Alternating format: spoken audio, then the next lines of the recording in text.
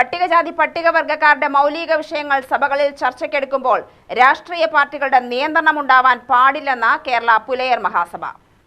54ാമത് ജില്ലാ പ്രതിനിധി സമ്മേളനം പാലക്കാട് ആധാർ ഭവനിൽ കേരള പുലയർ മഹാസഭ സംസ്ഥാന വർക്കിംഗ് പ്രസിഡന്റ് എസ് ചന്ദ്രൻ ചേർത്തല ഉദ്ഘാടനം ചെയ്തു. കേരളത്തിൽ ഇപ്പോൾ പട്ടികജാതി പട്ടികവർഗക്കാർക്ക് ഒരു മന്ത്രി കേരളത്തിലുണ്ട്. ഇല്ല, അതെന്താണ് കാരണം? മറ്റ് ഉയർന്ന സമുദായങ്ങളെ പീഡിപ്പിക്കുന്നതിന്റെ ഭാഗമായിട്ട് 10 നായകന്മാർ മന്ത്രിമാർ ഈ കേരള സംസ്ഥാനത്തിലുള്ളപ്പോൾ 100 പട്ടികജാതി മന്ത്രി ഇപ്പോൾ നിയമിച്ചില്ലെങ്കിലും അവരുടെ കാര്യങ്ങൾ നടത്തിക്കൊണ്ടുപോകാൻ നമുക്ക് കഴിയും.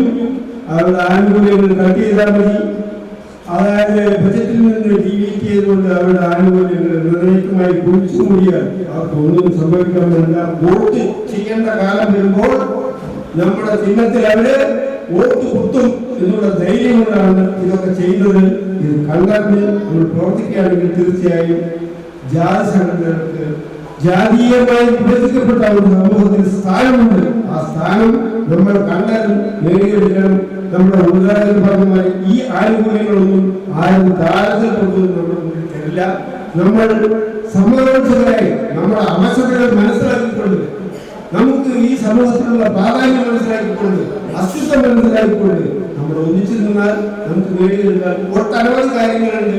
ഈ രാജ്യത്തെ ഭരണം തന്നെ കൈകാര്യം ചെയ്യാൻ പ്രാപ്തമായ ജനസംഖ്യ ഏകദേശം 30% ജാതി ജനങ്ങൾ പട്ടികജാതി പട്ടികവർഗക്കാരാണ്. ജില്ലാ പ്രസിഡന്റ് മുരുകൻ പുറയോരത്ത് അധ്യക്ഷത വഹിച്ചു. രാഷ്ട്രീയത്തിൽ പട്ടികജാതിക്കാരുടെ പങ്ക് എന്ന വിഷയത്തെക്കുറിച്ച് സ്വതന്ത്ര കണക്കൻ മഹാസഭയുടെ സംസ്ഥാന പ്രസിഡന്റ് എം സുബ്രഹ്മണ്യൻ ക്ലാസ് എടുത്തു.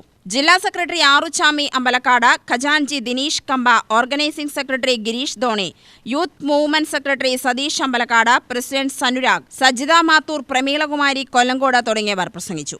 UTV news, Palakkad.